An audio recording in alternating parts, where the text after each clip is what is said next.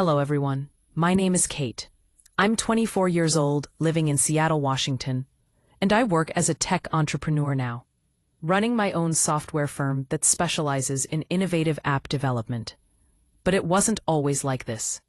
Today, I want to share a very personal story from my life, something that happened a few years ago when I was just starting out in the corporate world. This is my real-life experience, full of heartbreak, determination, and yes, a sweet dose of justice. It might remind you of times you felt undervalued or stepped on, and maybe it'll inspire you to keep pushing forward. If you've ever fantasized about turning the tables on someone who wronged you, hit that like button right now. Subscribe for more real stories like this, and let's dive in. Trust me, by the end, you'll be cheering. Okay, let's go back to where it all started. I was 24 at the time, fresh out of college with a degree in computer science, and I'd landed what I thought was my dream job at Carter Tech Solutions. It was a mid-sized company in the heart of Seattle, developing software for small businesses, things like inventory management systems and customer relationship tools. I was hired as a junior developer, and I poured my soul into that role. I'd stay late, skip lunches, even come in on weekends if a project needed it. I believed in the work, you know? That naive enthusiasm of a young woman trying to prove herself in a male-dominated field. My boss, Mr. Carter, Richard Carter, was the CEO and founder. Picture this guy, mid-50s, always in tailored suits that screamed, "I'm important," with a perpetual smirk like he owned the world. He had this booming voice that echoed through the office, and he loved using it to belittle people. From day one, he treated me like I was lucky to be there. Like my ideas were cute, but irrelevant. I remember my first team meeting vividly. I suggested a small tweak to our coding framework to make it more efficient. What if we integrate this API for better data syncing? I asked, my voice a bit shaky but excited. Richard leaned back in his chair, crossing his arms, and chuckled loudly. "Kate, sweetheart, that's adorable. But we've been doing this for years. Stick to what you're assigned. Basic coding. Leave the big ideas to the pros." The room tittered awkwardly, and I felt my face flush hot. Inside I was screaming, "Sweetheart, really? I'm not a child." But I bit my tongue, nodding politely. "Okay, Mr. Carter, just thought it might help." He waved me off. "It won't." Next. Little moments like that piled up. He'd interrupt me in meetings, saying things like, "Kate, let's hear from someone with more experience." Even when I had solid points. It chipped away at my confidence, making me second-guess every email or suggestion. But I kept pushing, determined not to let him win. Things really escalated about 6 months in. We were working on a big client project, a custom app for a retail chain.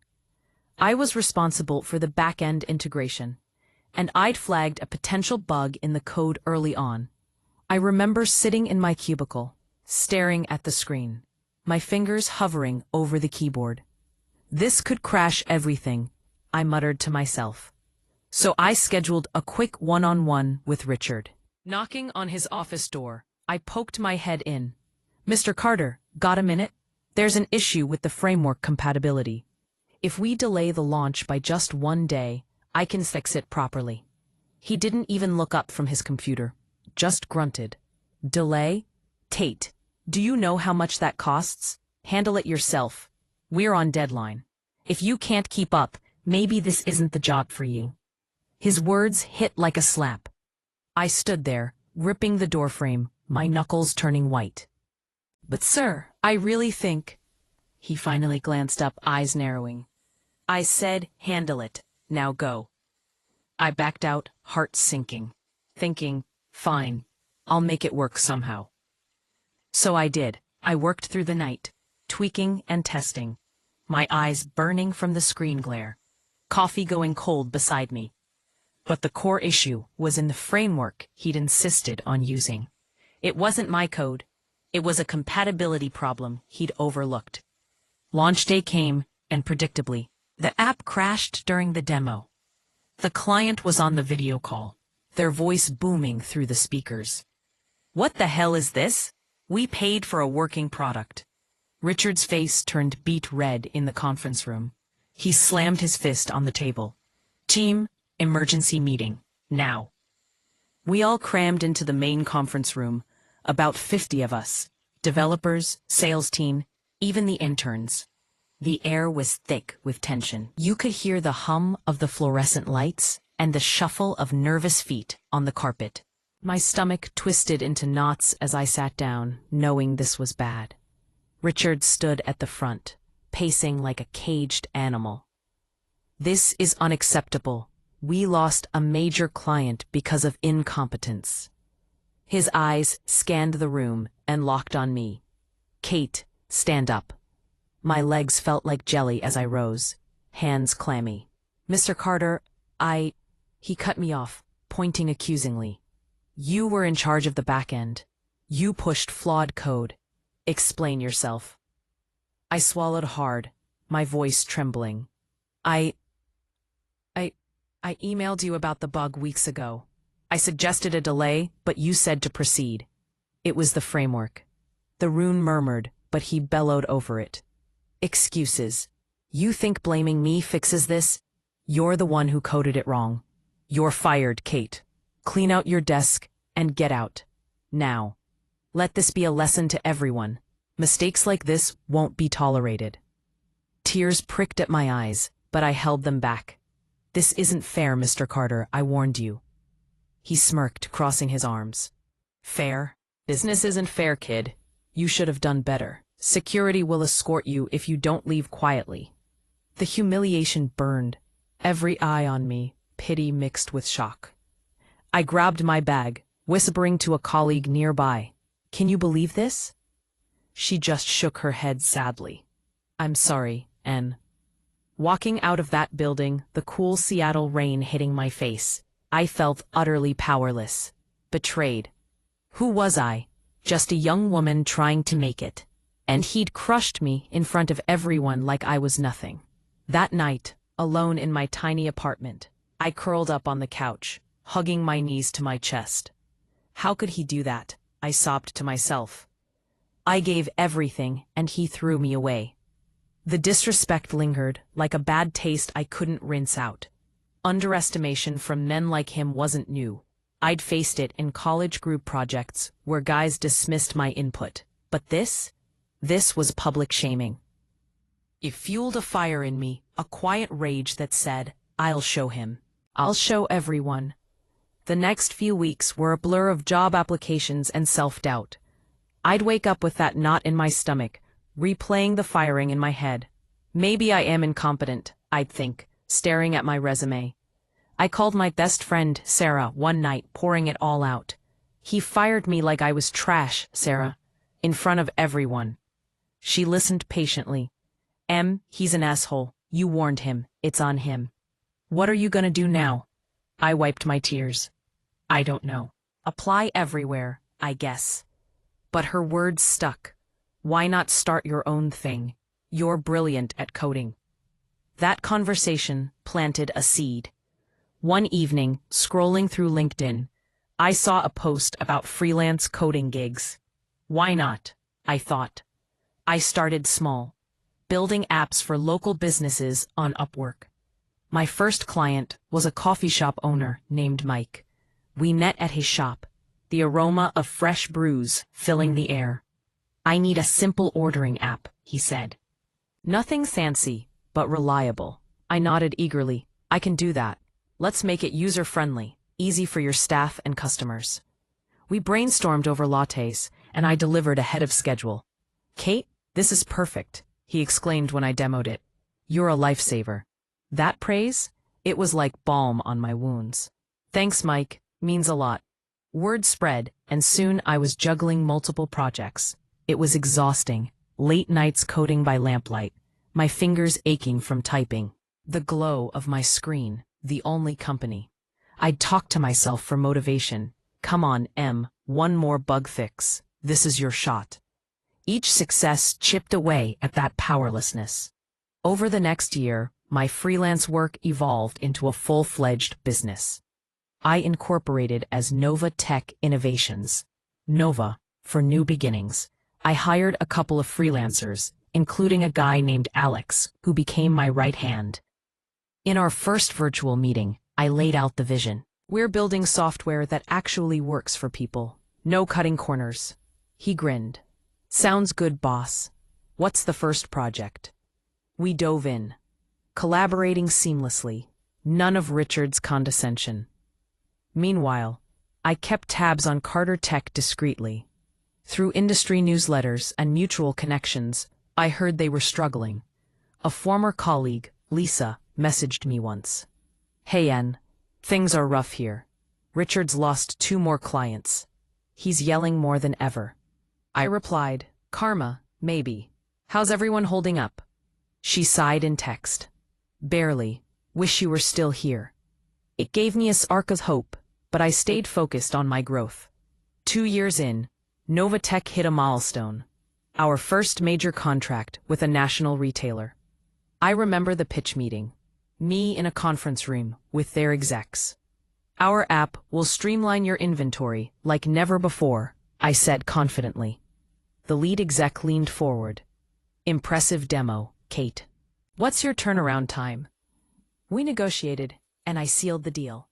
Welcome aboard, he said, shaking my hand. Inside, this is for every time he doubted me. My company was thriving because I listened to feedback, treated people with respect. Everything Richard didn't. I'd have team huddles where everyone spoke up. Any ideas? I'd ask, and they'd share freely, no fear. Then, the opportunity knocked. A venture capital firm approached me about potential acquisitions. Their partner, Jordan, called. Kate, we've got a lead on Carter Tech. They're selling shares to stay afloat. Interested in a buyout? My heart raced. Carter Tech? As in Richard Carter? Jordan chuckled. The one and only. But we can do it anonymously through a shell company. I paused, adrenaline surging. Yes, let's make it happen. But keep my name out until the end. For months, I pored over financials late at night. The blue light of spreadsheets illuminating my determined face. Doubts crept in. What if he finds out? What if it backfires? I'd pep talk myself. You've earned this, Em. Stay the course.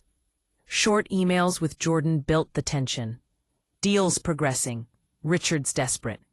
Each one a step closer to payback. Richard, oblivious, signed off on the terms.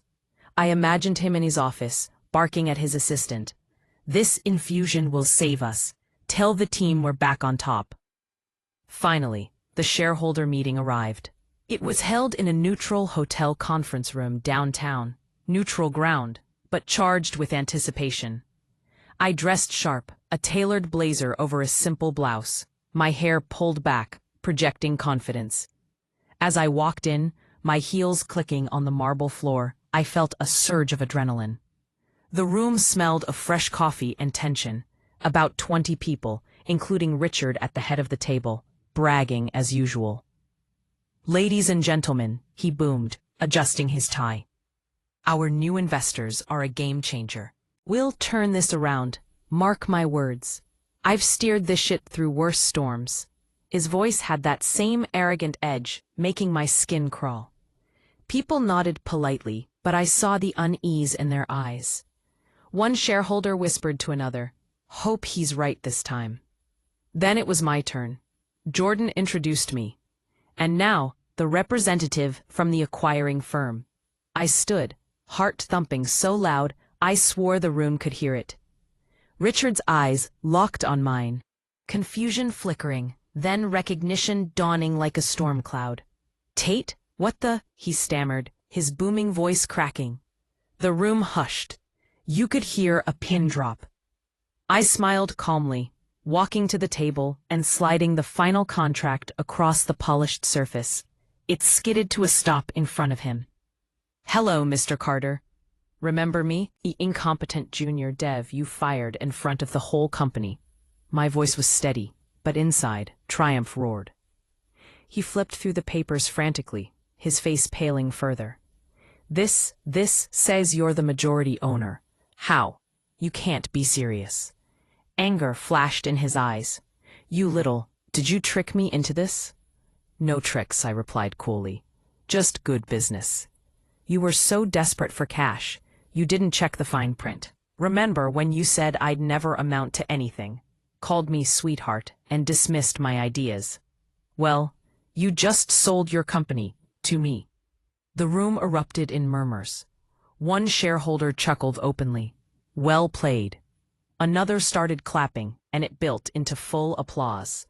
Claps echoing off the walls, validating every struggle I'd endured. Richard's shoulders slumped, his smirk shattered. He stood abruptly, chair scraping back. This is outrageous. I'll fight this, you hear me? You were nothing without me. But his voice wavered, humiliation etching lines on his face. He gathered his things, muttering, I built this from scratch. How dare you? As he stormed out, head down, avoiding eyes, I called after him. Business isn't fair, right? Your words. Watching him go, I felt a wave of relief crash over me. No more powerlessness. This was justice, earned through hard work, not spite. Tears welled up, but they were happy ones. I'd reclaimed my dignity, and it felt incredible. The applause died down, and Jordan patted my back. You did it, Kate. I nodded, whispering, yeah, I really did. Looking back, this experience taught me so much about karma and resilience. Sometimes, the people who underestimate you are the ones who push you to greatness. It's not about revenge for revenge's sake. It's about proving to yourself that you're capable, that fairness can prevail if you fight for it. If you're going through something similar right now, hang in there. Your story isn't over. What goes around really does come around, and sometimes it comes back in the most poetic way. Thanks for letting me share this. It's cathartic to talk about. If this story fired you up or gave you that satisfying chill down your spine, smash that like button and drop a comment below. What's the most epic revenge you've ever seen or experienced? Did it feel as good as this? And don't forget to subscribe and turn on notifications for more real-life tales of triumph, betrayal, and sweet justice. I'll see you in the next one. Take care.